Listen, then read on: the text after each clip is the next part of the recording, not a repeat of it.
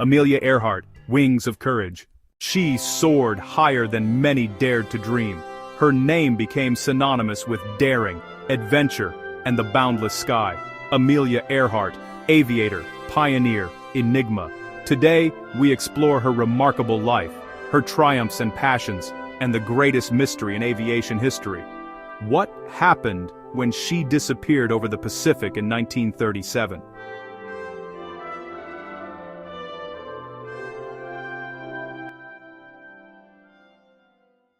Amelia Mary Earhart was born on July 24, 1897, in Atchison, Kansas. Raised with curiosity and an unquenchable spirit, she was not the typical girl of her era.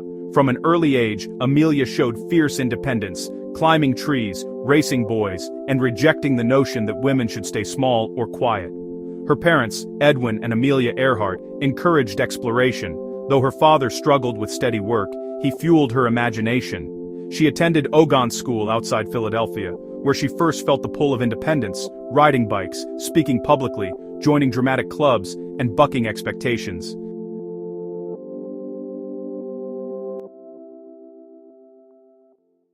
For Amelia Earhart, the sky wasn't a limit, it was a destination. Her journey began in 1920 at an airfield in Long Beach, California, where she paid for a 10-minute joyride. As the open cockpit biplane climbed, something profound shifted within her. It was more than the thrill of speed. It was a feeling of belonging, of finding her true element hundreds of feet above the ground. She later captured the moment in her journal, writing, "By the time I had got 200 or 300 feet off the ground, I knew that I had to fly." This was a calling she was willing to work tirelessly for. To finance her expensive lessons, she took on a series of jobs, working as a photographer, a truck driver, and a stenographer. Her instructor was another female pioneer, Netta Snook, one of the first women to run her own aviation business. Under Snook's tutelage, Amelia proved a determined student. 6 months later, with her mother's help, she bought her first aircraft, a bright yellow Kinner Airster biplane she nicknamed the Canary. In that vibrant plane, she honed her skills. In 1922, she earned her pilot's license, becoming just the 16th woman in the world to do so. Soon after, she used the Canary to set her first women's altitude record of 14,000 feet. But it was in 1928 that her life changed forever. She was invited to become the first woman to fly across the Atlantic. Though officially the flight's commander, she was a passenger, with pilots Wilmer Stultz and Louis Gordon at the controls. Amelia felt like a sack of potatoes, a mere piece of luggage on the historic journey. Regardless, upon landing in Wales, she became an overnight global sensation. The world celebrated Lady Lindy, a nickname she disliked. Though she wasn't the pilot, she astutely used the intense spotlight to champion the cause she was most passionate about, creating opportunities for women in aviation. The fame was a tool she was determined to use to pave the way for others and earn her own place in the cockpit. Inspired, Amelia helped form the 99s in 1929. This international organization for female pilots, named for its 99 charter members, provided a crucial network of support and advocacy. It was a testament to her belief in collective strength, a group that remains active and influential to this day. As Amelia's fame soared to unprecedented heights, the demands of her public persona began to intricately shape her personal life. She was no longer just a pilot, she had become a global symbol of modern womanhood, a role that required careful navigation both in the cockpit and in the public eye.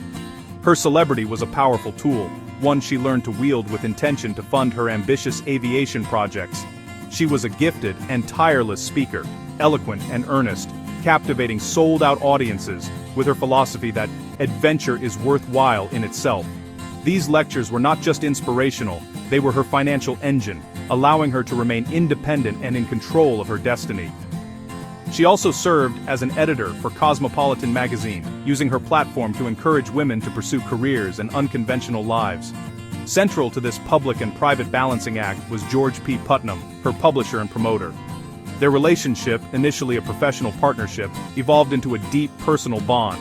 Putnam, who proposed 6 times, finally won her over. Yet Amelia entered the marriage on her own terms. In a now famous, prenuptial letter, she wrote, "I want you to understand I shall not hold you to any medieval code of faithfulness. nor shall I consider myself bound to you, similarly. She insisted on maintaining her name and her freedom, creating a partnership of equals that was far ahead of its time. Though deeply committed to her work, Amelia cultivated a rich life away from the hangar.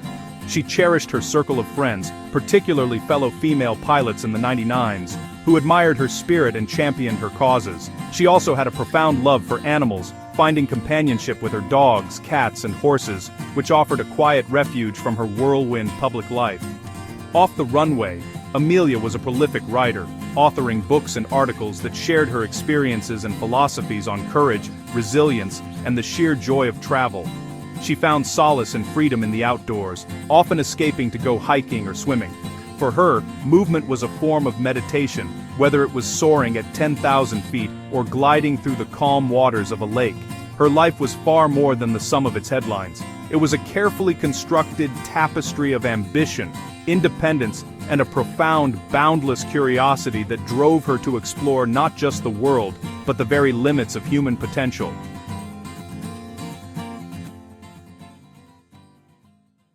By 1937, Amelia sought her most ambitious goal yet, a non-stop flight around the world along the equator. Her aircraft, a Lockheed Model 10E Electra, specially modified with extra fuel tanks and navigation gear. With her navigator, Fred Noonan, Amelia took off from Miami on June 1, 1937. Heading eastward, they conquered South America, Africa, India, Southeast Asia, Lae, and New Guinea. Now only a final stretch remained. The longest, most dangerous leg, Lae to Howland Island, a tiny speck of land in the Pacific. On July 2, 1937, Amelia Earhart and Fred Noonan departed for Howland Island, 2,556 miles across the Pacific. The U.S. Coast Guard cutter Itasca was stationed there to guide them in, but radio communication quickly became a problem. Earhart reported cloudy and overcast conditions, making celestial navigation nearly impossible. Incompatible frequencies and weak signals meant she couldn't get a proper bearing from the Itasca. Her transmissions were too brief for the Itasca's crew to lock onto. With fuel running low, she sent one of her last clear messages. "We are on the line 157-337. We are running online north and south." At 8:43 a.m., a final garbled transmission was heard. Then, silence. The U.S. government launched the most extensive air and sea search in history. Over 16 days, the Navy and Coast Guard scoured 250,000 square miles of ocean. But without GPS or emergency beacons, it was a brute force effort of eyes on the water. Despite these heroic efforts, not a single trace of Earhart, Noonan, or the Electra was ever found. It was as if they had simply vanished. In the decades since, the mystery has fueled countless expeditions and theories.